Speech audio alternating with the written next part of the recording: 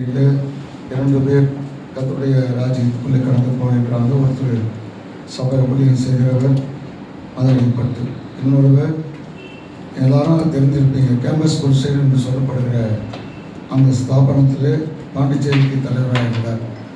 அதாவது சகோதரர் பணிக்கர் என்று சொல்லுகிறவர். அவர் திடீரென்று அவர் மறித்தார். கர்த்தருக்கு ஸ்தோத்திரம். அதுக்காக செலுத்திக் கொள்ளுங்கள். கர்த்தருடைய நீதிமான் மறிக்கிறான், அதை என்ன பண்ண வேணுமா? யோசிக்க வேணும். சொல்லப்பட்டிருக்கிறது காலம் கடைசி காலமாக இருக்கிறது. பாருங்கள், கடந்த வாரம் இஸ்ரவேல் தேசத்தில் நடந்த ஒரு சம்பவம். ஆயிரக்கணக்கான ஜனங்கள் கூடி மிகப்பெரிய ஒரு ஊர்வலத்தை நடத்தியிருக்கிறாங்க.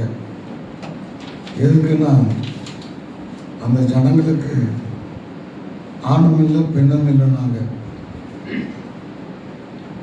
அப்படி ஒரு காரியத்தை நாங்கள் உண்மையான முறைப்படி எல்லாம் செஞ்சுக்கிறோம்னு சொல்லி அசுத்தமான ஒரு ஊர்வலத்தை எருசலேமில் படித்தேன். படித்தாங்க. இங்கே பாண்டிச்சேரியில் 25ஆம் தேதி சுதேசி மண்டலில் அதே LGBTQ+ ப்ரைட் மேட்ச் நடக்குது. அவங்க அமெரிக்காவிலேயும் அதை நடத்திக்கிட்டாங்க.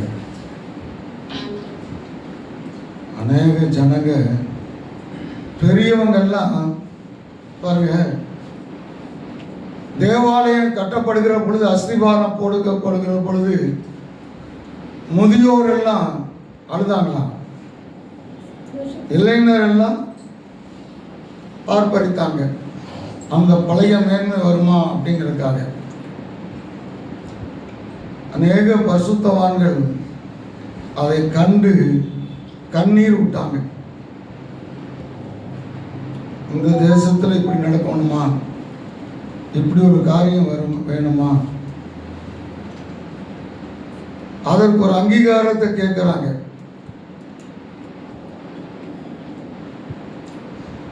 அமெரிக்காவில் ஒரு லேடி கவர்னர் தன் பதவியை ராஜினாமா பண்ணாங்க. எதுக்குன்னா, ஹோமோசெக்ஸ் என்று சொல்லப்படுகிற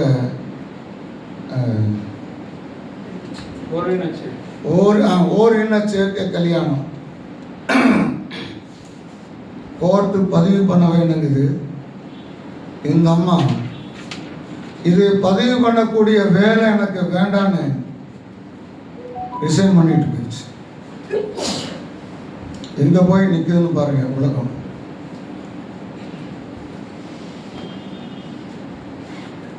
இவருக்கு முன்னால இருந்த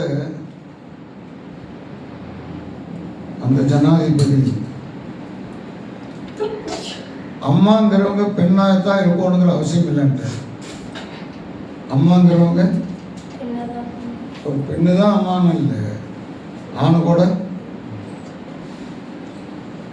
நாடு எங்கேயோ போயிட்டு அழிவுக்கு மிக சமீபமாக போயிட்டு இருக்கு. சோதோம் கொமோராங்கிற பாவம் இன்னைக்கு தலை விரிச்சு ஆடிட்டு இருக்கு.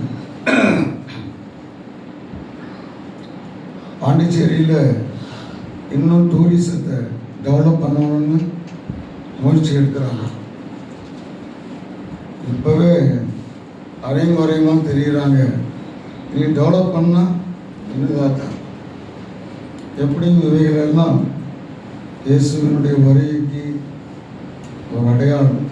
நமக்கு இப்பேற்பட்ட ஒரு கிருபையை கொடுத்தாரே, கர்த்தருக்கு ஸ்தோத்திரம். அல்லேலூயா. ஒரு வசனத்தை பார்ப்போம். ஏசாயா 40:20. அதற்கு கொடுத்த வகையில்லாதவன் ஏசாயா 28 ஏசாயா 40:28. பூமியின் கடையாந்தரங்களை சிருஷ்டித்த கர்த்தராகிய அநாதி தேவன் சோர்ந்து போவதும் இல்லை. அநாதி தேவன் சோர்ந்து போகிறது இல்லை, இளைப்படைவதும் இல்லை, இளைப்படைகிறதும் இல்லை. அநாதி தேவன் என்ன ஆகிறது இல்லை? சோர்ந்து போவதும் இல்லை, இளைப்படைவதும் இல்லை. பாருங்கள், அதுல 29ஆம் வசனமும் சோர்ந்து போகிறவனுக்கு அவர் பலன் கொடுத்து சோர்ந்து போகிறவனுக்கு அவர் என்ன பண்ணுகிறார்? பலன் கொடுக்கிறார். இந்த அதிகாரம் ஆரம்பத்தில் இருக்கிற முதல் வசனத்தை வாசிக்கலாமா? என் ஜனத்தை ஆற்றுங்கள், என் ஜனத்தை ஆற்றுங்கள், என் ஜனத்தை தேற்றுங்கள். இப்படி வாசிக்கலாமே? என் ஜனத்தை ஆற்றுங்கள், என் ஜனத்தை தேற்றுங்கள். அல்லேலூயா. இது எழுத்தின்படி இஸ்ரவேல் ஜனங்களுக்கு, தேவ ஜனங்களுக்கு கொடுக்கப்பட்ட ஒரு வாக்குத்தத்தம். அவர்களுக்கு தேவன் பேசின வார்த்தை. இன்றைக்கு ஆவிக்குரிய இஸ்ரவேலர், ஆவிக்குரிய நாம் இன்றைக்கு கேட்டோமே, நாம் ஆவிக்குரிய எபிரேயர். ஆமென். நம்மெல்லாம் யாரு? ஆவிக்குரிய எபிரேயன். ஆபிரகாம் ஐபிராத் நதியை கடந்தான். அவன் கடந்து போன போது யாரோ ஒருவன் வந்து தப்பி ஓடின ஒருவன் எபிரேயன், எபிரேயன், எபிரேயன், எபிரேயன். இவன் எபிரேயன் அல்ல, ஆனால் எபிரேயன் கூட்டல் ஆகிய, எபிரேயன் கூட்டல், சரிங்களா? எபிரேயன் கூட்டல் ஆகிய இவன் தண்ணீரை கடந்த போது என்னவாய் மாறுகிறான்? இன்றைக்கு நாம் தண்ணீரை கடந்தவர்கள். சொல்லுங்களேன் பார்க்கலாம். ஞானஸ்தானம் எடுத்தவர்கள் நாம் என்னவா இருக்கிறோம்? எபிரேயன். அல்லேலூயா. நல்லா நம்ம 3 பேரையும் கேட்டோம். கர்த்தருக்கு ஸ்தோத்திரம். இஸ்ரவேல் வாக்கு தத்தத்தின்படி அவர்களுக்கும் ஆவிக்குரிய ரீதியிலே ஆபிரகாமின் பிள்ளைகள் என்று அழைக்கத்தக்கதாய் எபிரேயன் ஆகிய நமக்கு தேவன் இந்த நாளிலே கொடுக்கிற வார்த்தை. எல்லாரும் வாசிக்கலாமா? 1ஆம் வசனம்.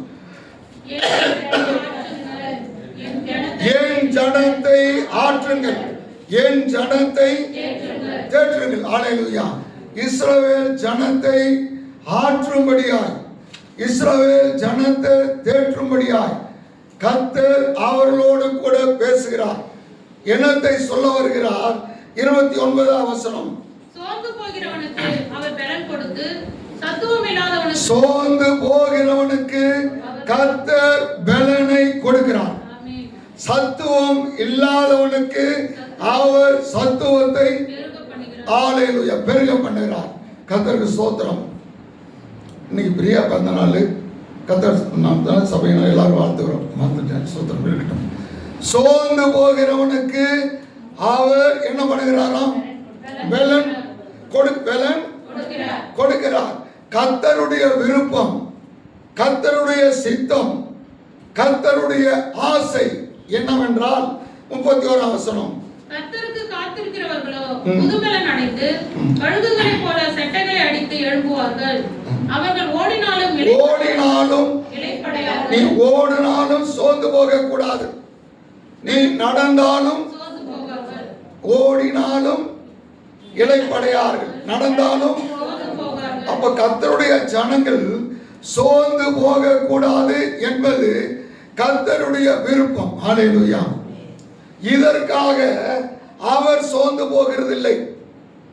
நாம் சோர்ந்து போக கூடாது என்கிற ஒரு காரியத்தில் அவர் என்ன ஆகிறதில்லை? அவர் சோர்ந்து போகிறதில்லை. ஏன்? என்னுடைய ஜனம் என்ன ஆகக்கூடாது? பாருங்க, கர்த்தர் யாரை அதிகமாய் நேசிக்கிறாரோ, யாரை அதிகமாய் நேசிக்கிறாரோ முள்ளுகளுக்குள்ளே லீலி புஷ்பம், முள்ளுகளுக்குள்ளே இந்த புஷ்பத்தை கர்த்தர் அதிகமாய் என்ன பண்ணுகிறார்? அதிகமாய் நேசிக்கிறார். ஆகையினால முள்ள புடுங்கல, முள்ளுகளுக்கு உள்ளே வைத்திருக்கிறார். ஆமென். ஆனால் முள்ளுகள் அதை என்ன பண்ணாது? சேதப்படுத்தாது.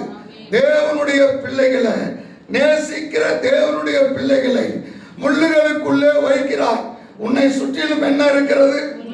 உன்னை சுற்றிலும் முள்ளுகள் இருக்கிறது, அவமானம் இருக்கிறது, வேதனை இருக்கிறது, பிரச்சனை இருக்கிறது, போராட்டம் இருக்கிறது. ஆனால் அவைகள் உன்னை ஒரு நாளும் என்ன பண்ணாதா? சேதப்படுத்தாது. ஆமென் சொல்லுங்களேன். ஓநாய்களுக்குள்ளே என்ன பண்ணுகிறாரா? ஆடுகளை ஆட்ட ஓனாய் கண்டா என்ன பண்ணும்?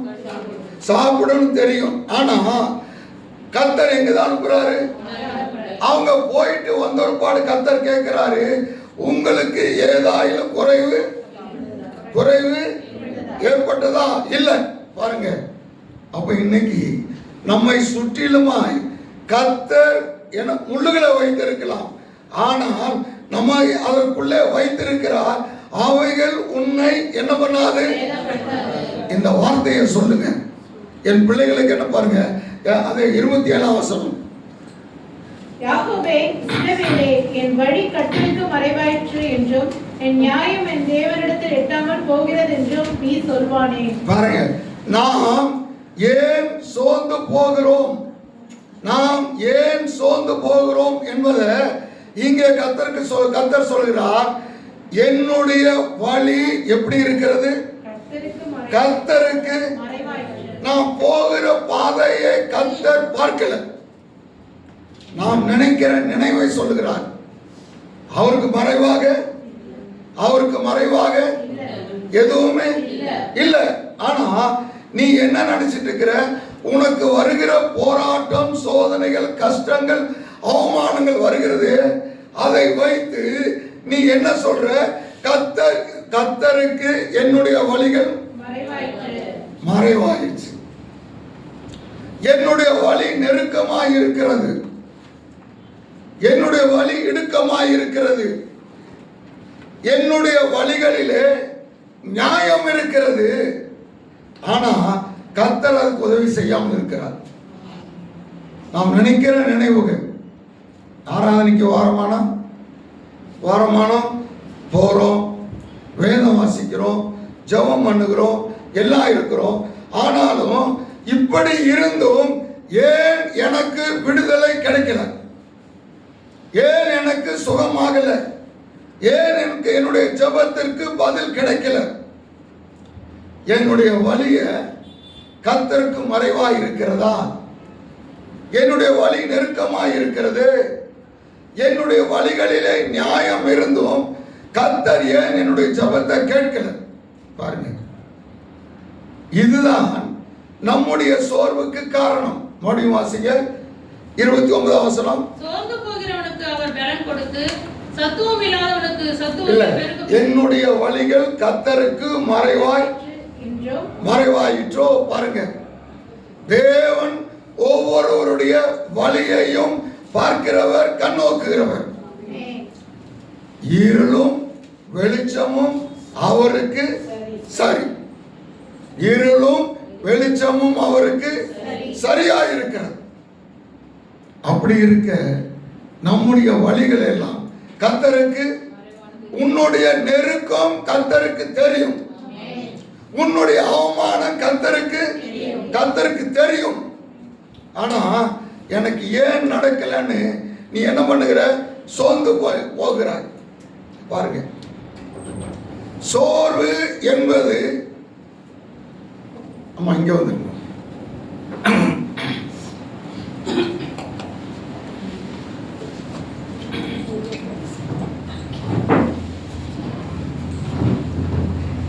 சரி கவனிக்கிறீங்களா?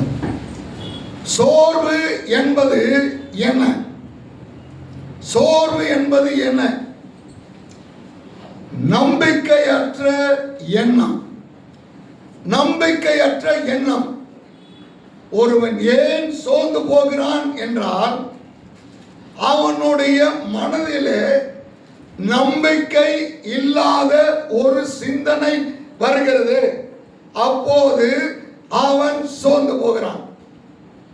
எந்த காரியத்தில் அவன் ஒரு நம்பிக்கை வைத்திருக்கிறானோ, ஜெபம் பண்ணுகிறேன், கர்த்தர் ஜெபத்தை கேட்கிறாரு. ஆனா ஒண்ணுமே நடக்கலையே. அப்போ ஒண்ணுமே செய்ய மாட்டேங்கிறார். செய்வார் என்கிற நம்பிக்கை, கர்த்தர் எனக்கு செய்வார். என்ன சிஸ்டர்? கர்த்தர் எனக்கு செய்வார் என்கிற எண்ணம் எப்போது உன்னை விட்டு போகிறது, அதுதாங்க சோர்வு. ஒண்ணு, எனக்கு எல்லாமே எதிராய் நடக்கிறது. இரண்டாவது காரியம், நாம் சோர்ந்து போவதற்கு இரண்டாவது காரணம், என்னுடைய வாழ்க்கையில என்ன டாக்டர் அம்மா, என்னுடைய வாழ்க்கையில எல்லாமே எப்படி நடக்கிறது? எனக்கு எதிராகவே நடக்கிறது. நான் என்ன எதிர்பார்க்கறனோ அதுக்கு எதிராக. அப்போது நமக்கு என்ன நடக்கிறது? சோர்வு. மூன்றாவது காரியம், இனிமேல் நம்புவதற்கு ஒன்றுமில்லை. நடக்க வேண்டியதெல்லாம் என்ன ஆயிடுச்சு? நடக்க வேண்டியது எங்க கல்பனா, நடக்க வேண்டியது நடந்துருச்சு. இனிமேல் காத்திருக்கிறதுனால இதுதாங்க சோர்வுக்கான மூன்றாவது காரியம். நாலாவது காரியம், என்னுடைய வழிகள் எல்லாம் அடைக்கப்பட்டிருச்சு. என்னுடைய வழிகள் எப்படி இருக்கிறது? அடைக்கப்பட்டு இருக்கிறது. அப்படின்னு என்ன? நான் ஒரு காரியத்துக்கு போனா அங்க இல்லை, நடக்கல, கிடைக்கல. என்னது? எனக்கு நடக்கல, கிடைக்கல. போனோம், அங்க இல்லை. பாருங்க, உன்னுடைய வழி அடைக்கப்பட்டிருக்கிறது என்று நினைக்கிற பொழுது சோர்வு வருகிறது. கடைசியாக, எல்லாமே எனக்கு எதிராக நடக்கிறது. எல்லாம் எனக்கு எப்படி நடக்குது? இதுதாங்க உன்னுடைய சோர்வுக்கு உரிய காரணம். முதல் காரியம், நம்பிக்கை அற்ற எண்ணம். என்னது? நம்பிக்கை அற்ற எண்ணம். டாக்டர்கிட்ட போறோம், மாத்திரையை கொடுத்துட்டு அவர் என்ன சொல்றாரு? இதை சாப்பிட்டா நல்லானாலும் ஆகணும், நல்லா இல்லைன்னா வாங்க. இதைய சாப்பிட்டா உனக்கு சரியா, உனக்கு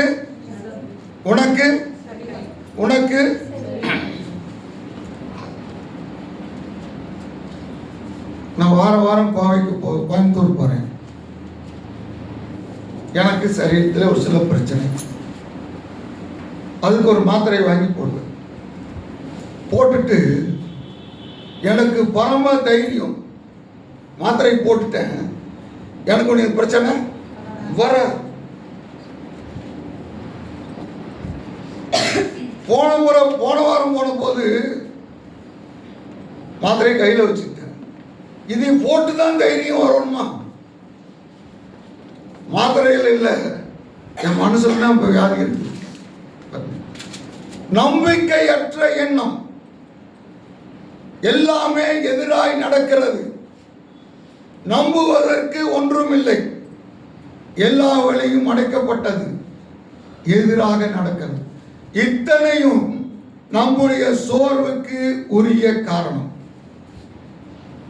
இதுக்கு எல்லாத்துக்குமே ஆண்டவர் கொடுக்கிற ஒரே பதில், ஆண்டவர் கொடுக்கிற என்ன சிஸ்டர் திலகா சிஸ்டர் எல்லாரையும் பார்த்து வந்து ஒரே பதில் ஆண்டவர் கொடுக்கிற, கல்பனா சொல்லுமா அம்மா, ஒரே பதில் தான் ஆண்டவர் கொடுக்கிறார்.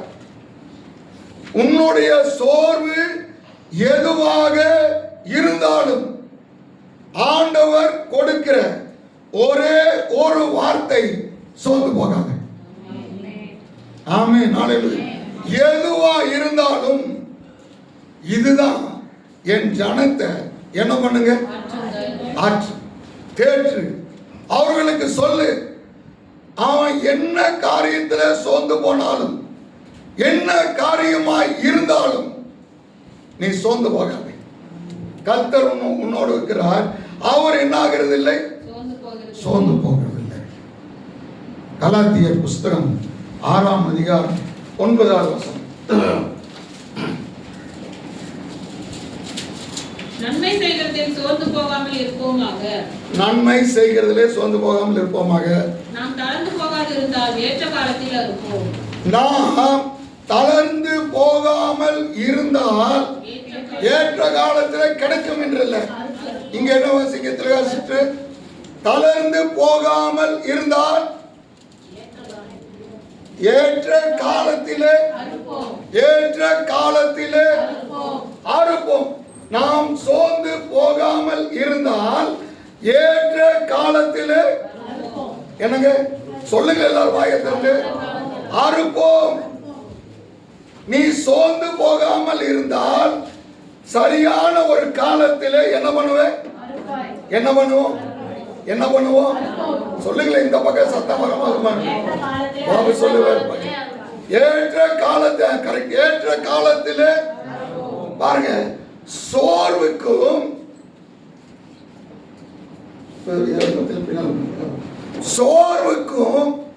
அறுவடைக்கும் பவுல் சம்பந்தப்படுத்துகிறார்.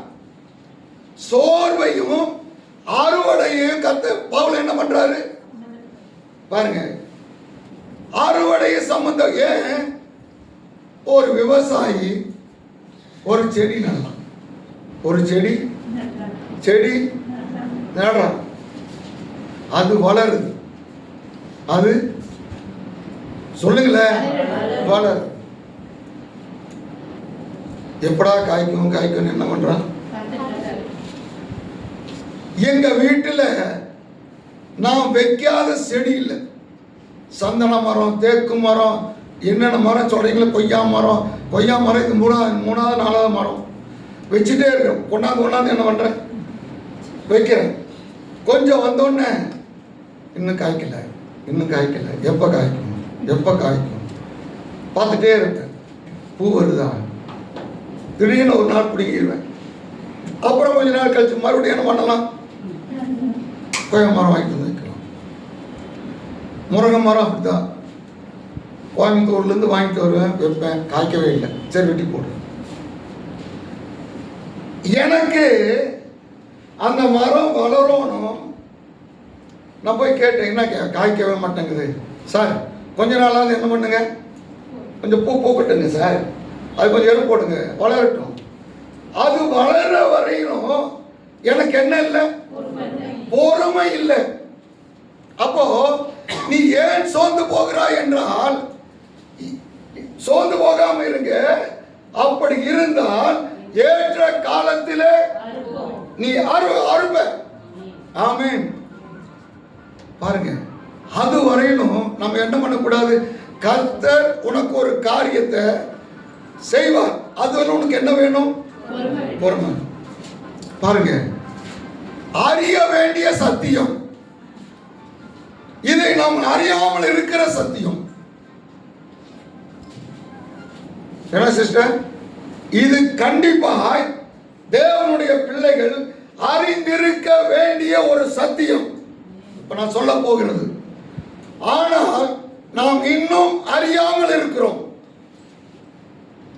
வசனம் எடுக்கல, அப்படியே சொல்லிடுறோம் பாருங்க. உலகத்தை உண்டாக்குவதற்கு முன்னமே உங்களை குறித்து கர்த்தர் என்ன பண்ணிட்டாராம்,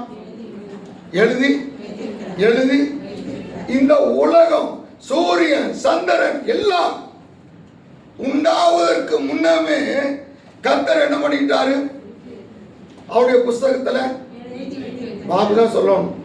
எங்க இருக்குது, என்ன பண்ணிட்டாரு, என்ன இன்னைக்கு திடீர்னு என்னை பிடிச்சிட்டாரு நினைக்கணும். எழுதி வச்சிருக்கிறார்.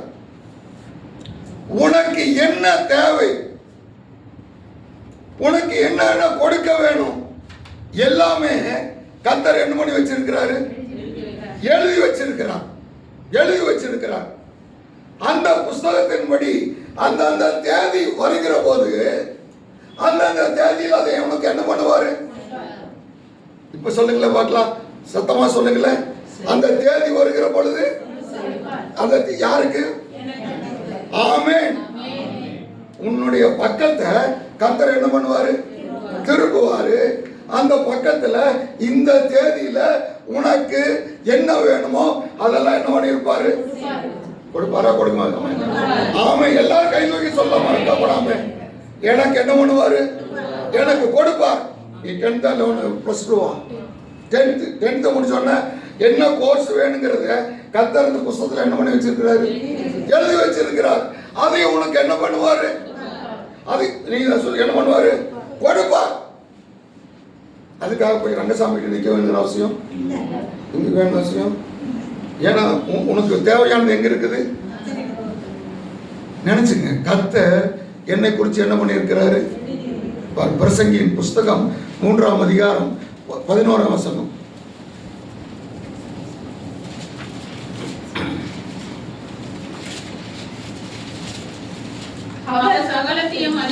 சகலத்தையும் அதன் காலத்திலே பிரசங்கி 3:11.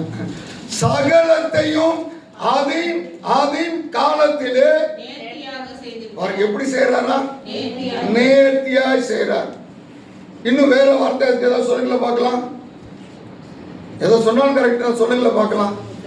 கரெக்டா செய்யறார், சரியா செய்யறார். சகலத்தையும் உன்னுடைய வாழ்க்கையில சிஸ்டர், உங்க வாழ்க்கையில என்ன தேவை என்கிறத சகலத்தை என்ன பண்ணி இருக்கிறாரு? எழுதி வச்சிருக்கிறாரு. அந்தந்த நாளிலே அந்தந்த காரியத்தை கர்த்தர் உனக்கு என்ன பண்ணுவார்? கொடுப்பார். ஆமென். ஒரு எச்சரிக்கையை சொல்லுகிறேன், ஒரு எச்சரிக்கையை சொல்லுகிறேன். ஒரு பாவியை தேவன்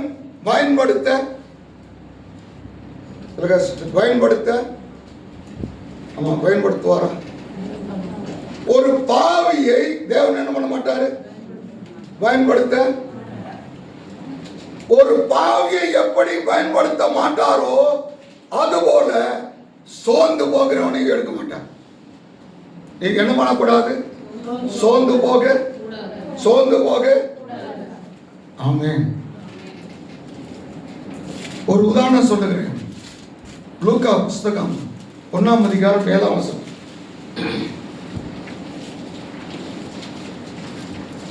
எலிசபெத் மலடியா இருந்தபடியினால் அவர்களுக்கு பிள்ளை இல்லாதிருந்தது. இருவரும் வயது சென்றவர்களாய் இருந்தார்கள். அவன் தேவன் வந்த போது அடுத்த வசனம், நான் தேவனுமா அவன் தன் ஆசாரிய வகுப்பின் முறைப்படி தேவ சந்ததியிலே ஆசாரிய ஊழியம் செய்து வருகிற காலத்தில் தூதன் அவனை நோக்கி, சகரியாவே பயப்படாதே, உன் வேண்டுதல் கேட்கப்பட்டது. உன் மனைவியாக எலிசபெத் உனக்கு ஒரு குமாரனை பெறுவாள். அவனுக்கு யோவான் என்று பாருங்க. நானும் கிழவனா இருக்கிறேன். பாருங்க இருங்க. அப்பொழுது சகரியா தேவதூதனை நோக்கி, இதை நான் எதினால் 18 நான் கிழவனாய் இருக்கிறேன். நான் எப்படி இருக்கிறேன்? சகரியா ஆசாரிய ஊழியம் செய்கிறவன்.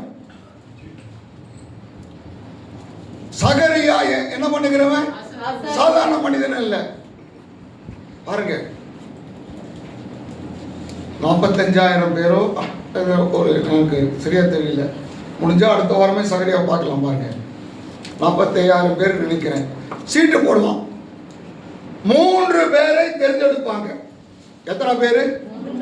3 பேரை தேர்ந்தெடுப்பாங்க. அத்தனை ஆயிரம் பேர்களிலே இந்த 3 பேர் விசேஷமானவன். அதிலே ஒருவன் சகரியா. இந்த 3 பேரிலே ஒரு சீட்டு போடுவான். அந்த சீட்டு சகரியாவுக்கு விழுந்தது. எப்பேற்பட்ட மனுஷனா இருப்பான் பாருங்க. எதுக்கு? தூபம் காட்ட. ஒருவன் அப்பத்தை அடுக்கிற வேலை, இன்னொருத்தன் விளக்க ஏத்துகிற வேலை. இந்த 2 பேரை விட ஒரு படி உயர்ந்தது தான். சரியா? தூபம் ஏன் வெளியில ஆயிரக்கணக்கான ஜனங்க நிப்பாங்க. எதுக்கு? அங்க இருந்து பார்த்துட்டு இருப்பான். எப்படா விளக்கேத்துவான்னு பார்க்கறது இல்லை, அப்ப எப்ப வைப்பான்னு பார்க்க அவனுக்கு தெரியாது. அவன் எதிர்பார்த்துட்டு இருக்கிறது ஒன்றுதான், எப்படா இந்த புகை மேல வரும். ஆமென். புகை மேல வரும். அப்படி மேல வருகிற பொழுது வெளியில் இருக்கிற ஆயிரக்கணக்கான ஜனங்களும் கைகூப்பி என்ன பண்ணுவான்? ஆண்டவரேன்னு ஜெபம் பண்ணுவான். பரிசுத்தவான்களுடைய ஜெபங்களாகிய தூபம் வெளிப்படுத்தல பார்க்கிறோம். அந்த தூபத்துக்கு தான் எதிர்பார்த்துட்டு இருப்பான். ஆமென். அப்ப அது எவ்வளவு விசேஷமான ஒரு காரியம் பாருங்க. அந்த ஊழியத்தை செய்கிற இவனுக்கு என்ன இல்லை? எல்லா அவமானத்தையும் தாங்கிக்கலாம், இந்த அவமானத்தை தாங்க முடியாது. அவமானத்தை கல்யாணம் பண்ணதுலேருந்து இவங்க எப்படி ஆயிட்டாங்க? கிழவனும் இனி கொடுத்தா கூட வேண்டாங்கிறதுக்கு மாறிட்டான். இப்பதான் வரான். யார் வரா? தூதன் வரான். சகரியாவே, உனக்கு ஒரு பையன் ஏப்பா, நான் கேட்டது எப்போ என்னோட வாலிப வயசுல கல்யாணம் முடிஞ்ச போது கேட்டேன். ஊரே என்னை திட்டுதப்பா. ஏன்னா அவர்களுக்குள்ள இஸ்ரவேலில மலடு இல்லை. அப்படி இருந்தா அதுதான் அவன் கேவல சாபம். ரவி, இது இவன் செஞ்ச பாவமா, இவனை பெத்தவன் செஞ்ச பாவமா, இவன் தலை மேல இறங்கி இருக்குதுமா? பாருங்க, இத்தனை காலம் எல்லாம் அவமானத்தை தலையில சுமந்துட்டு இப்ப கிழவனான காலத்துல வந்து இப்ப என்ன பண்றான் தேவதூதன்? ஏன்? இது சகரியாவுடைய பாவம் அல்ல, எலிசபெத்தினுடைய பலவீனமும் அல்ல. புரியுதா? சகரியாவினுடைய பாவம் அல்ல, எலிசபெத்தினுடைய பலவீனமும் அல்ல. ஏன்? காலங்கள் நிறைவேறின பொழுது குமாரனாகிய இயேசு பூமிக்கு வர வேண்டும். அப்படி இயேசு வர வேண்டுமானால் அதற்கு முன்னதாக ஒருத்தன் அவருக்கு பாதை என்ன பண்ண வேணும்? போட வேண்டும். அப்படி போட வேண்டும் என்றால் அந்த கர்ப்பத்தில் இதற்கு முன்னால குழந்தை பிறந்திருக்கூடாது. முதல் குழந்தை யாராத்தான் இருக்கணும்? அவனாத்தான் இருக்கணும். பாருங்க, அதற்காகத்தான் கர்த்தர் எலிசபெத்தை மறுபடி அமைச்சிருந்தார். பொறுமையோடு காத்திருந்தார். நாம் என்ன பண்ணுவோமா? ஏற்ற காலத்தில் ஆமென், அறுப்போம். ஹல்லேலூயா. என் ஜனத்தை ஆற்றுங்கள், தேற்றுங்கள், சோர்ந்து போக வேண்டாம் என்று சொல்லுங்க. பாருங்க, சோர்வு பிசாசுடையது, தைரியம் கர்த்தருடையது. ஆமென். பாருங்கள், ஒரு வசனத்தை வாசிப்போம். யோசுவா 3ஆம் அதிகாரம் 10வது வசனம். பின்பு யோசுவா, ஜீவனுள்ள தேவன் உங்கள் நடுவே இருக்கிறார் என்பதையும், அவர் கானானியரையும் ஏத்தியவன் பெலிஸ்தியவன் கிர்காசேரையும் எமோரியரையும் எபூசியரையும் உங்களுக்கு முன்பாக துரத்தி விடுவார் என்பதையும் நீங்கள் அறிந்து கொள்வதற்கு அடையாளமாக இதோ சர்வ பூமிக்கும். சாரி, அப்படியே நான் சொல்லிவிடுகிறேன். கானானை தேவன் இஸ்ரவேல் ஜனங்களுக்காக அவர் கொடுத்தார். கொடுக்கிற பொழுது அந்த தேசத்தில் யார் இருந்தா? முதல் கானானியர் இருந்தாங்க. கானானியர் சபிக்கப்பட்டவன், பிசாசு சபிக்கப்பட்டவன். அவன் எங்க இருக்கிறான்? கர்த்தர் கொடுத்த தேசத்திலே அவன் இருக்கிறான். கர்த்தர் அவனுக்கு அந்த தேசத்தை என்ன பண்ணல, கொடுக்கல. ஆனா அந்த தேசத்துல யார் இருக்கிறான்? சபிக்கப்பட்டவன் இருக்கிறான். பாருங்க, கர்த்தர் உனக்கு இந்த காரியத்தை, பலவீனத்தை, காரியத்தை அனுமதிக்கல. பிசாசு இருக்காங்க, என்ன பண்றான்? உன்னை சோதிக்கிறான், அவ்வளவுதான். எப்படியும் நீ காணாரியன்னு என்ன பண்ண போற? துரத்தி விட பாருங்க. கொஞ்சம் கொஞ்சமா என்ன பண்ணுவாங்களாம் பாருங்க. பிசாசு சோர்ந்து போகாமல் வேலை செய்யறான். தேவனுடைய பிள்ளைங்க நம்ம என்ன ஆகிறோம்? சோர்வு பாருங்க எதனாலே வருகிறது?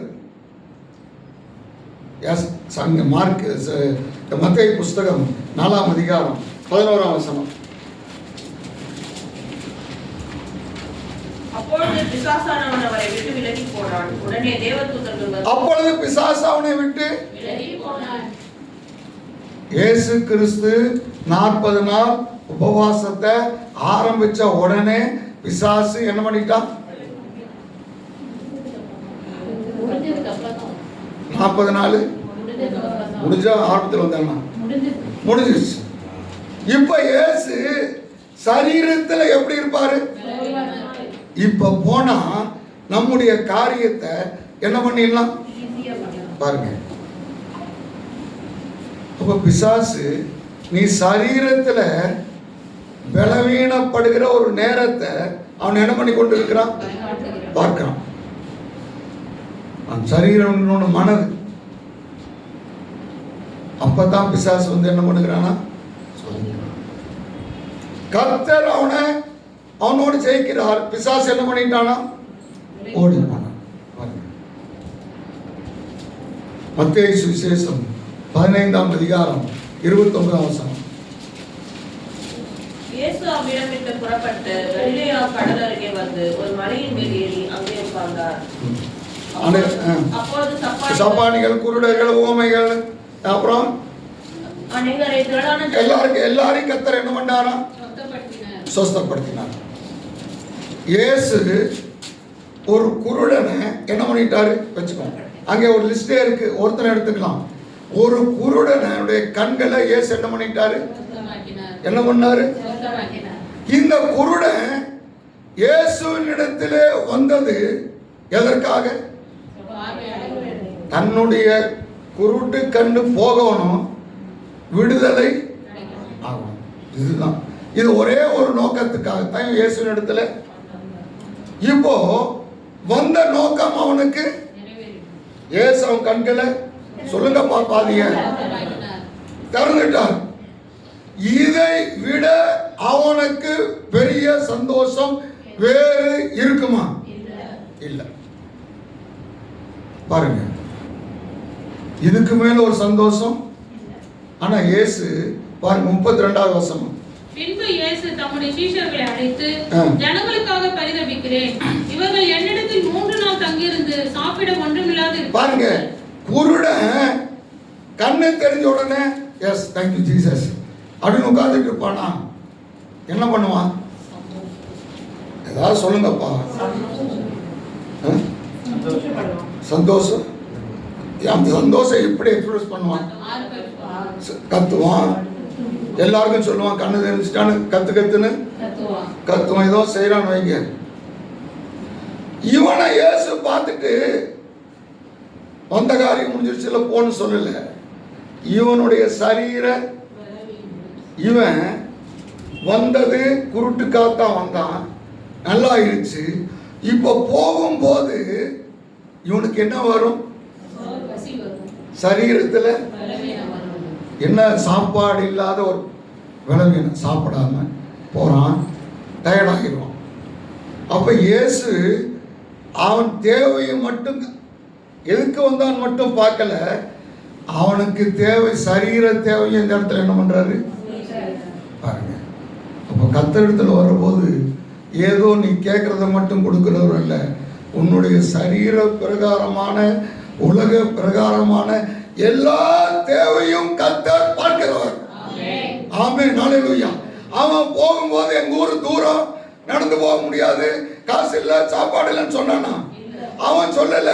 ஆனால் இயேசு அவனுக்கு தேவையை கொடுத்தது மட்டுமல்லாமல் சரீரத்துக்கு தேவையானது என்ன பண்ணாரு? அப்ப கர்த்தர் இன்னைக்கு அப்படி அனுப்புகிற தேவனை தான் இன்னைக்கு என்ன பண்ணுகிறோம்? நாம் ஆராதிக்கிறோமே. அந்த தேவன் உன்னை வெறுமையாய் அனுப்ப மாட்டார். ஆமென், ஹல்லேலூயா. இன்றைக்கு சோர்ந்து போன ஒரு 3-4 பேரை நாம் பார்க்கலாம். பாருங்க, பரிசுத்தவான்கள், வல்லமையான தேவ ஊழியர்கள். அவங்க வாழ்க்கையில் என்ன ஆயிருச்சு? சோர்வு. முதல் மனிதன் யோனா 4:8.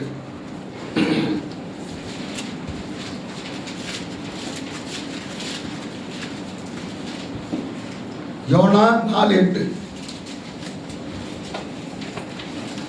யோனா கிடைக்கலையா?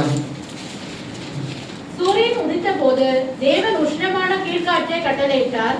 அப்பொழுது வெயில் யோனாவுடைய தலையில் படுகிறதினால் அவன் சோர்ந்து போய் பாருங்க, யோனா எப்படி என்ன ஆயிட்டானா? சோர்ந்து போயிட்டான். யார் இவன்? ஒரு பிரசங்கத்துல, ஒரு வார்த்தையில யோனா அங்க போய் பெரிய பிரசங்கம் ஒரு வார்த்தை தான் சொன்னான். அவன் சொன்னது நல்ல வார்த்தை இல்லை. மனம் திரும்புங்கள்னு கரெக்ட். யாருங்க சொன்னது? மனம் திரும்புங்கன்னு சொல்லவே இல்லை. இவன் சொன்னது என்ன வார்த்தை? 40 நாளில் நினிவே வந்துட்டான். பிரசங்கம் இன்னைக்கு, ஆராதனை இன்னைக்கு முடிஞ்சது. அடுத்த நாள் போறான், 39 நாளில் நினிவே அழியும். 2வது ஆராதனை முடிஞ்சது. இவர் வீட்டுக்கு பாருங்க. இதைய கேட்டு நினிவே ஜனங்கள் என்ன ஆயிட்டாங்க? அப்ப பாருங்க, அவன் என்ன பேசினாலும் இருக்கட்டும், யோனாவின் பிரசங்கத்தை கேட்டு 1,20,000 பேர் என்ன ஆயிட்டாங்க?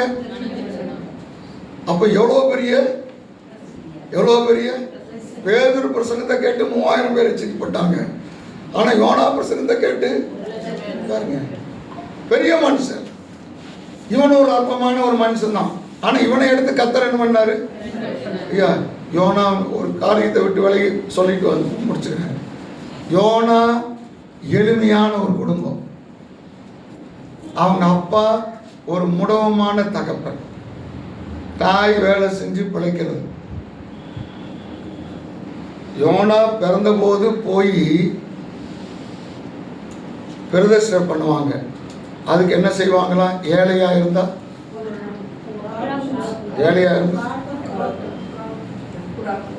அதான் புறா புறாங்கிறீங்களே, ஒரு ஜோடு காட்டு புறாவை அப்படி செஞ்சது யாரு? யோசேப்பு மரியாதை கூட செஞ்சாங்க. அதற்கு கூட காசு இல்லாம போனவன். பாருங்க, ஜெபம் பண்ணுகிறோம். போய் ஆசாரிட்ட சொல்லும்போது எங்கேயோ இருந்து 2 புறா வந்து அந்த ஆசாரியன் தோளில் உட்கார்ந்து தான் அவன் டக்குன்னு பிடிச்சி எது பண்ணிக்கிட்டான்னு இருக்கிறது. அதனால யோனாவுக்கு பேரு புறா என்று அர்த்தம் கொள்ளும்படியாய் யோனான்னு பேர் வச்சாங்க. ராமன் சொல்லுங்கள பார்க்கலாம். ஏன்னா யூதர்கள், நான் போன இதுலயே சொன்னேன், தங்கள் பிதாக்களுடைய பேரை தான் என்ன பண்ணுவாங்க? யோனான்னு. இதுக்கு முன்னால் யாருடைய பேரும் இல்லை. யோவான்னு யாருடைய பேரும் இல்லை. அப்படியாம பேரை வைக்க சொல்ற பாருங்க. இப்பேற்பட்ட ஒரு குடும்பத்திலிருந்து ஒருத்தனை எடுத்து ஒரு தேசத்தையே ரட்சிப்புக்குள்ள என்ன பண்ணிட்டாரு? கொண்டு வந்தார்னா எவ்வளவு பெரிய மனுஷன் பாருங்க. இயேசுவினிடத்துல வந்து ஒரு அடையாளத்தை கேட்கணும்னு கேட்ட உடனே யோனாவை பத்தி தான் சொன்னாரு. நான் ஒரு யோனாயா பாருங்க. அப்பேற்பட்ட மனுஷன் இன்னைக்கு என்ன ஆயிட்டாரு? சோர்ந்து போயிட்டான் பாருங்க. இவனுடைய சோர்வுக்கு காரணம் ஒரு ஆமணக்கு செடி வந்தது. அது என்ன ஆயிடுச்சு? காஞ்சு போச்சு. நான் சொன்ன வார்த்தை அங்க என்ன ஆகல? இவன் சொன்ன வார்த்தை நிறைவேற வேண்டுமானால் நினிவேல என்ன நடக்கணும்? 1,20,000 பேர் செத்தாங்கன்னா இவர் என்ன சொல்லுவார்? இவர் எப்படி ஜெபம் பண்ணுவாரு? Yes father, thank you Jesus, என்னுடைய வார்த்தையை கேட்டு நீர் அதன்படி செய்கிறவரா இருக்கிறபடி நான் உமக்கு கொடான கோடி நன்றி. ஏன் அங்க எத்தனை பேர் செத்தான் பாருங்க. இப்போ இவருக்கு சோர்வு வந்துருச்சு பாருங்க. இந்த சோர்வில அளவு இருக்குது, மெஷர்மெண்ட். என்னங்க சோர்வில விட்டு பார்க்குறாங்களா? மெஷர்மெண்ட் இருக்குது, ஒரு அளவுகோல் இருக்குது. சோர்வுக்கு என்ன இருக்குது? அது எந்த கடையிலும் இல்லை. சோர்வுக்கு ஒரு அளவுகோலை இன்னைக்கு கொடுத்தாரு. உன்னுடைய மனதில் நீ எவ்வளவு பெரியவன் என்று ஒரு மேட்டிமை இருக்கிறதோ அவ்வளவு பெரிய சோர்வு உனக்கு வரும். நான் யாரு? பெரிய நான் ஒன்றும் இல்லாத மனுஷன். நான் ஒரு ஏழை குடும்பத்தை சேர்ந்தவன். என்னமோ கர்த்தர் சொல்ல சொன்னான்னு சொன்னேன் அப்படின்னு நினச்சிருந்தா சோர்வு என்ன ஆகாது? அப்படி வந்தால் எவ்வளோ வரும்? கொஞ்சம் தான். நான் யாரு? தீர்க்கதரிசி. நான் யாரு பாருங்க. இப்போ இன்னொரு உதாரணத்தை கூட சொல்லுகிறேன். 2 ராஜாக்களின் புஸ்தகத்தில் சிஸ்டர் அதை எடுக்க பாருங்க. நாபோத், அம்மா எல்லாரும் என்னையும் பார்க்குறீங்களா? நாபோத்துங்கிறவன் என்ன செய்யறான்? திராட்சை தோட்டத்தை ராஜா வர்றாரு, உன்னுடைய தோட்டத்தை எனக்கு ஆகாப் கேட்கிறான், உன்னுடைய தோட்டத்தை எனக்கு கீரை கொள்ளையா கொடு. இவன் முடியான்ட்டான். ராஜா கேட்டு இவன் என்ன பண்ணல? கொடுக்கல. ராஜாவுக்கு என்ன வந்துருச்சு? இவரு செவுத்த பார்த்து உட்கார்ந்துட்டு இருக்கிறார். ஏன்?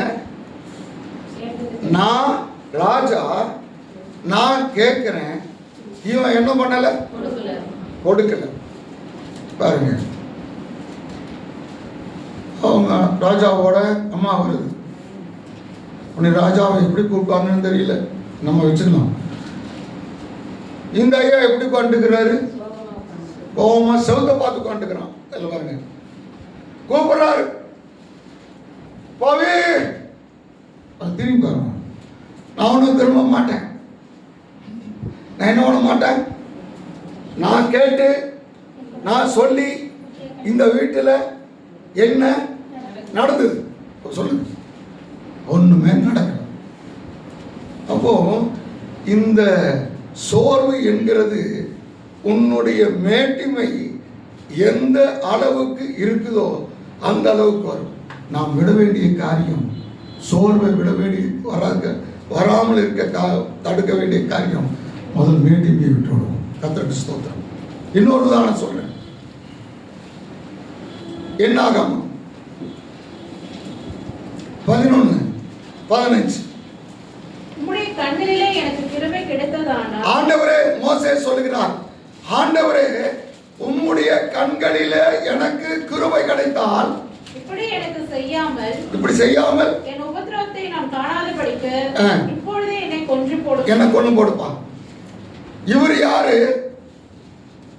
அம்மா யாருங்க?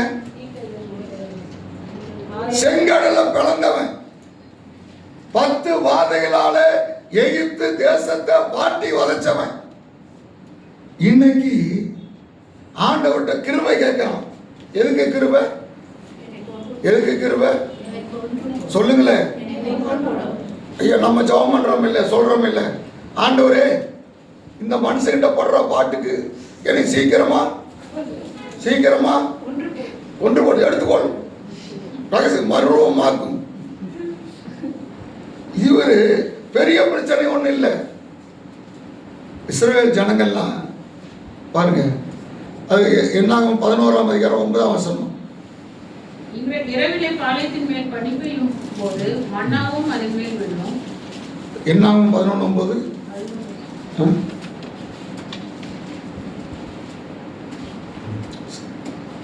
எங்களுக்கு மன்னா வேண்டாம், எங்களுக்கு அதான் இருக்குது. எங்களுக்கு மன்னா வேண்டாம். பாருங்க, யாத்திராகமம் 16ஆம் அதிகாரம் 3வது வசனம். கர்த்தருடைய அக்கினி அவர்களுக்குள்ளே பற்றி எரிந்ததினால் அவ்விடத்துக்கு நாங்கள் இறைச்சி பாத்திரங்கள் அண்டையில் உட்கார்ந்து நாங்கள் இறைச்சி பாத்திரத்துக்கு அண்டையிலே பக்கத்துல உட்கார்ந்து இறைச்சியை சாப்பிட்ட எகிப்து தேசத்தை என்ன பண்ணுகிறோம்? இப்போ நாங்க நினைக்கிறோம், எதை நினைக்கிறோம்? இந்த மன்னாவை சாப்பிடுகிறதை விட எகிப்திலே நாங்கள் இருந்தோம் அல்லவா? எங்க இருந்தோம்? எகிப்திலே இருந்த போது நாங்க என்ன பண்ணணும்? இறைச்சிய பாத்திரத்துக்கிட்டே உட்கார்ந்து சாப்பிட்ட தேசத்தை நினைக்கிறோம். அதை நினைக்கிறோம்.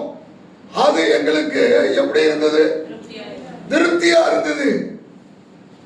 ஆனா இங்க வந்த ஒரு பாடு அது என்ன பண்ண முடியல, எங்களால சாப்பிட முடியல. ஏன்னு சொன்னா, நீ 11 மணிக்கு தான் முடிக்கிற, 10:45 சொன்ன, 11 ஆச்சு, 11 மணி ஆன ஒரு பாடு 11:15 ஆச்சு, கூட்டிகிட்டே போயிட்டு இருக்கிற. நாங்கள் இதுக்கு மேலே போய் எப்படி சமைச்சு சாப்பிட்றது? ஆகினாலே நாங்கள் விட்டு வந்ததான இடத்தைய அங்கே 10 மணிக்கா முடிச்சிருவாங்க. மோசே இந்த ஜனங்களுடைய பாருங்க பிரச்சனைய என்ன பண்ண முடியல, தாங்க முடியல. என்ன யோசிக்கிறாரு? என்னுடைய பிரச்சனைக்கு ஒரே ஒரு தீர்வு, என் பிரச்சனைக்கு ஒரே ஒரு தீர்வு. என்ன தீர்வு? சாகிறது தான். பாருங்க, அப்போ இங்கே மோசே சோர்ந்து போனான், யோனா சோர்ந்து போனான். 3வது நபர் 1 ராஜாக்கள் 19:4. சரி சரி, போதும் ஆண்டவரே, என்னை என்ன பண்ணிக்கொள்ளும்? பாருங்க, எவ்வா இப்பேற்பட்ட ஒரு தீர்க்கதரிசி, அக்கினிய இறக்கினவன், ஆண்டவர்கிட்ட சொல்லாமையே மலைய நிறுத்தினவன், இன்னைக்கு ஒரு சிறிய காரியத்துக்காக சோர்வினுடைய உச்சத்துக்கு போயிட்டான். இப்ப என்ன செய்ய வேணும்? என்ன செய்ய வேணும்? பாருங்க, போதும் கர்த்தாவே, சோர்ந்து போனான். 3வது மனுஷன். 4வது மனுஷன் 1 கொரிந்தியர் 1ஆம் அதிகாரம் 2ஆம் வசனம், 1 கொரிந்தியர் 5ஆம் அதிகாரம் 5வது வசனம் இங்க இருக்கிறது. பாருங்க, வீட்டில் போய் படிச்சுங்க. பவுல் அப்போஸ்தலன் பரிசுத்தவான்களுக்கு எழுதுகிறார். ஆனா இந்த பரிசுத்தவான்களிடத்துல அவர் எதிர்பார்க்காத ஒரு சுபாவம் அவங்க இடத்துல இருக்கிறது. அவர் நினைக்காத ஒரு பாவம் இந்த ஜனங்கள் இடத்துல இருக்கிறது. ஆகையினால இப்போ பவுல் அங்கே கீழே வாசித்தா சோர்ந்து போனார். 4 பேர். முதல் காரியம் யோனா சோர்ந்து போனான். 2வது காரியம் மோசே சோர்ந்து போனார். 3வது எலியா. 4வது காரியம் பவுல். 4 பேர் சோர்ந்து போனார். இப்போ அந்த சோர்வுக்கு தேவன் செய்கிற தீர்வு. முதல் காரியம் 1 ராஜாக்கள் 19:4 தான் வாசித்தீங்கள. 5ஆம் வசனம். ஒரு சூறைச்செடியின் கீழ் படுத்துக்கொண்டு நித்திரை பண்ணினான். அப்பொழுது ஒரு தூதன் அவனை தட்டி எழுப்பி, எழுந்திரு, போஜனம் பண்ணு என்றான். எழுந்திரு, நீ என்ன பண்ணு? போஜனம் பண்ணு. பாருங்க, ஆண்டவர் மறுபடியும் தூங்குனா மறுபடியும் வந்து என்ன பண்ணாரு? தட்டி எழுப்பி, ஏண்டா சாப்பாடு கொடுத்தேன், நீ என்ன பண்ணிட்டு சாப்பிட்டு போட்டு தூங்குறியான்னு கேட்டாரா? பாருங்க, ஆண்டவருக்கு தெரியுங்க. இவன் இதுக்கு முந்திதான் 450 தீர்க்கதரிசிகளை என்ன பண்ணிட்டான்? கொன்று போட்டான். 450 தீர்க்கதரிசிகளை பட்டயத்தினால வெட்டி போட்டான். சரி, பட்டயத்தினால லைனாக நிற்க வச்சு 450 பேர் நம்ம கொல்ல வேண்டாம், ஒரு தடி எடுத்து ஒரு அடி அடின்னு சொன்னால் 450 பேர்லையும் நம்மளால் என்ன பண்ண முடியாது? சரி, அடிக்க ஏன்? அதுக்குள்ள எங்க கை தூக்கி சொல்லுங்கன்னா ஒரு தடவை தூக்குறீங்க, 2வது தடவை பாதி தூக்குறீங்க, 3வது தடவை நானே குறிப்பால் அறிஞ்சிட்டு சொன்னால் கஷ்டங்கிறத பேசாம ஆயிடுறேன். கை தூக்குறதுக்கே என்னக்குது, கஷ்டப்படுறோமே. 2வது காரியம், இவன் இங்கே இருந்து கர்மேலிருந்து அங்கே போகிறான். 30 கிலோமீட்டர், அது சாரி 30 மைல் நடந்து போகிறான். நடந்து போய் தான் இதுக்கு மேலே என்னால் என்ன பண்ண முடியாது, என்னால் நடக்க முடியாது. செடிக்கடியில் படுத்துட்டு தூங்குறான். கற்பனை பண்ணி பாருங்க, செடிக்கடியில் படுத்துட்டு தூங்குறான். ஆண்டவர் இவனுக்கு முதல் தேவை சாப்பாடு, 2வது தேவை இவனுக்கு ஒரு தூக்கம். இந்த சரீரத்துக்கு என்ன தேவை? இந்த சரீரத்துக்கு என்ன தேவை? இந்த சரீரத்துக்கு முதல் சாப்பாடு தேவை. இவன் சாப்பாடு இல்லாமல் 30 கிலோமீட்டர் மைல் என்ன பண்ணிட்டான், நடந்துட்டான். இப்போ இவன் அடுத்தது இவனுக்கு இதுக்கு மேலே நடக்கவும் முடியல, அதுக்கு கொஞ்ச நேரம் தூக்கம். இந்த சரீர தேவையும் கர்த்தர் சுகத்தையும் என்ன பண்ணுகிறார்? கர்த்தர் விரும்புகிறார். கர்த்தர் உன்னுடைய சரீர தேவையை விரும்புகிறார், சரீர சுகத்தை விரும்புகிறார். அம்மா சொல்லுங்களா பார்க்க எல்லாரும். என்னுடைய சரீரம் பலவீனமாய் இருக்கிறத கர்த்தர் பார்க்கிறார், அதற்கு ஏற்ற காரியத்தை கொடுக்கிறார். சொந்து போகாத. கர்த்தர் அவனுக்கு அப்பத்தையும் எதை கொடுத்தாரு? தண்ணீரையும் கொடுத்து என்ன பண்ணாரு? சாப்பிடுப்பா, வயிறு ரொம்ப சொல்லுங்களப்பா, சாப்பிடு. சரி, சாப்பிட்டியா? சாப்பிடுப்பாடு என்ன வரும்? தூக்கம் வரும். ரைட். இப்போ சாப்பிடாம இங்கே தூங்கணும், அதான் கஷ்டம். சாப்பிடுப்பாடு என்ன வரும்? தூக்கம் வரும். கொஞ்ச நேரம் என்ன பண்ணு? ஓய்வு நேரம். எடுத்த பிறகு இப்ப தட்டுறாரு, எந்திரிப்பான். அந்த போஜனத்தின் பலத்தினாலே. எந்த போஜனம்? எந்த போஜனம்? அந்த போஜனம். எந்த போஜனம்? இல்லை, முதல் தடவை அப்பமும் தண்ணீரும் கொடுத்தாரு, 2வது இறைச்சியும்.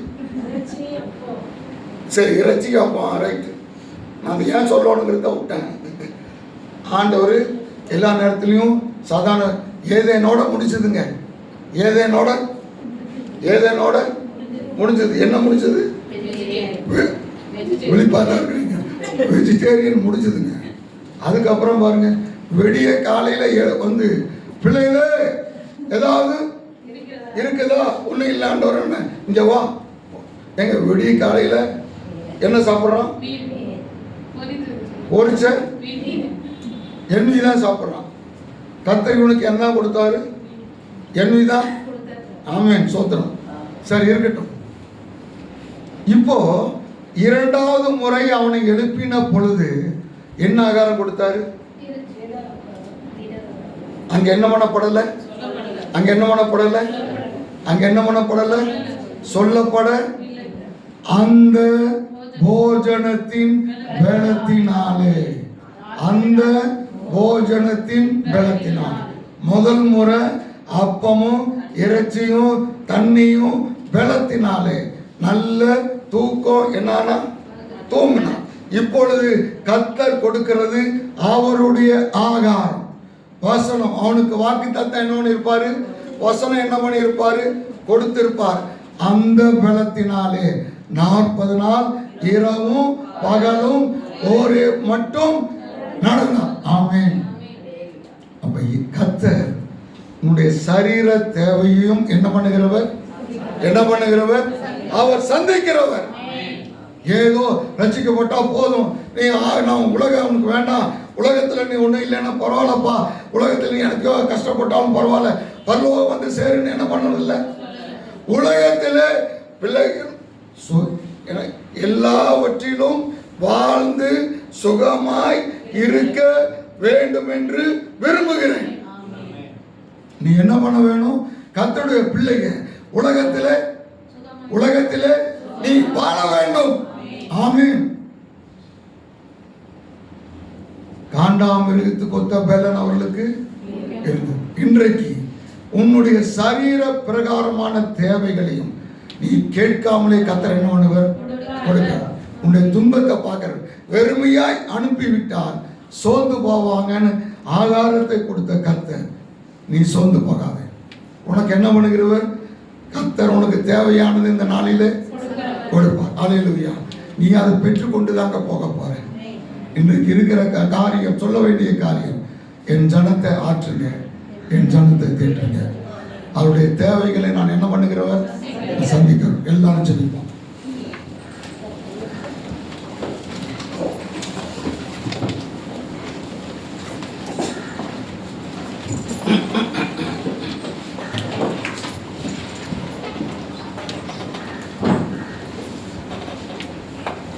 எல்லாரும் கண்ணில் மூடுறேன். இன்றைக்கு ஒரே ஒரு காரியத்தை சொல்லி நான் முடித்துக் கொள்கிறேன். உன்னை ஆற்றும்படி, உன்னை தேற்றும்படி இருக்கிற கர்த்தர் ஒரு நாள் சோர்ந்து போகிறதில்லை. நீ சோர்ந்து போகாத.